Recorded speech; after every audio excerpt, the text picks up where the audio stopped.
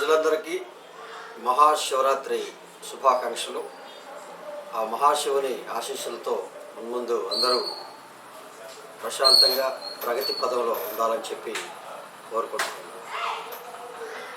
ఈరోజు మహాశివరాత్రి సందర్భంగా ప్రజలందరూ తమ తమ భక్తి శ్రద్ధలతో పూజలు చేసుకొని శివజాగరణ చేసి ఈ యొక్క ఆయన కృపకు పాత్రలు అవుతారని చెప్పి కూడా కోరుకుంటున్నాను.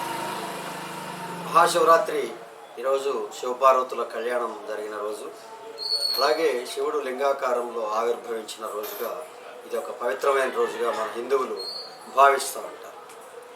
దానిలో భాగంగానే ఈ సంవత్సరం ఈ శివరాత్రి యొక్క ప్రాముఖ్యత ఏమిటంటే మహాకుంభమేళ ఈ యొక్క దేశంలో ఈ యొక్క కోట్లాది మంది భక్తులు ఈ కుంభమేళాలో పాల్గొని ఆ యొక్క ఈరోజు శివరాత్రి రోజున ఆ యొక్క కుంభమేళ ముగింపు రోజు కూడా మనందరం భావిస్తూ ఉంటాం.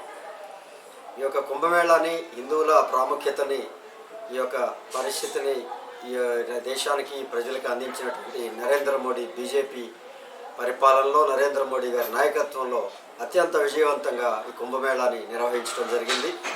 అత్యంత సౌకర్యాలతో ప్రజల్ని భద్రతతో భక్తితో నిర్వహించినటువంటి కుంభమేళా నిర్వహించినటువంటి ఈ యొక్క ఉత్తరప్రదేశ్ ముఖ్యమంత్రి గారికి, అలాగే దేశ ప్రధాని నరేంద్ర మోడీ గారికి కూడా కృతజ్ఞతలు మరియు అభినందనలు తెలియజేస్తాం.